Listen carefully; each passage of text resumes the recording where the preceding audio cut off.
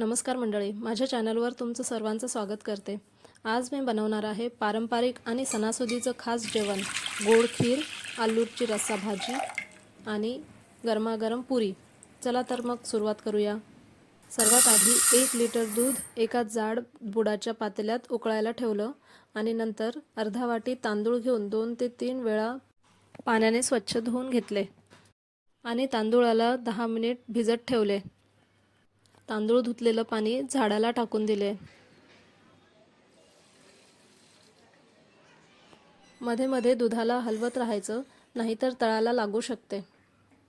आता दुधामध्ये भिजत ठेवलेलं तांदूळ टाकायचं। त्यानंतर केसर टाकायची। केसरमुळे खीरचा कलर खूप छान होते।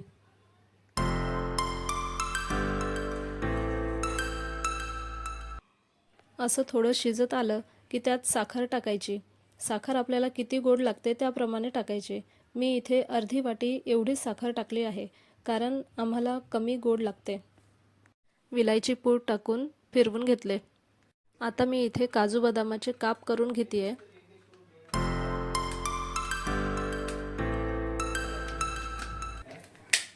ड्रायफ्रूट्सला तुपामध्ये भाजून घ्यायचं। छान थोडंसं लालसर होईपर्यंत ड्रायफ्रूट्सला भाजायचं।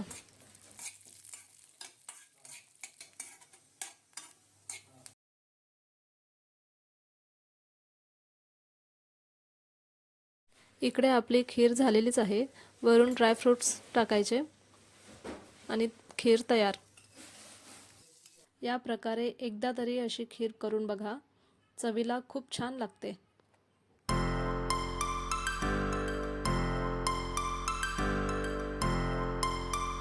आता मी इकडे रस्स्याच्या आलूच्या भाजीसाठी मसाला तयार करून घेत आहे। 1 कांदा आणि 1 टमाटर तव्यावर भाजून घेतले आणि मिक्सरमधून फिरवून घ्यायचं आहे। त्यामध्ये थोडं 1 आल्याचा तुकडा, 4 ते 5 लसूण आणि कोथिंबीर टाकून फिरवून घेतले। इकडे कढईमध्ये तेल टाकून जिरा मोहरीचा तडका द्यायचा आणि जे आपण वाटण तयार केलेलं आहे ते टाकायचं आणि तेलामध्ये थोडं होऊ द्यायचं। त्यानंतर आपले जे मसाले आहेत ते सर्व टाकायचे। लाल तिखट, हळद, धनिया पावडर आणि थोडा गोडा मसाला टाकून मिक्स करायचं आणि थोडंसं होऊ द्यायचं।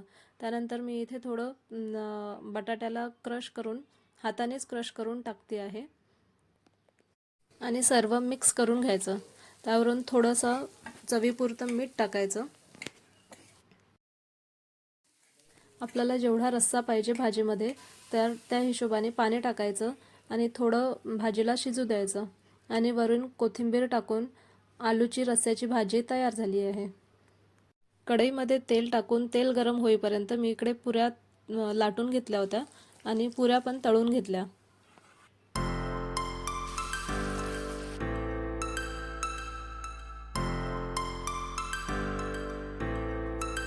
या प्रकारे तयार आहे आपली खीर, आलूची रस्स्याची भाजी आणि टम्म फुगलेल्या छान पुऱ्या।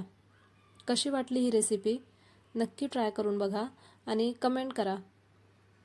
व्हिडिओ आवडला असेल तर लाईक, शेअर आणि सबस्क्राईब करायला विसरू नका।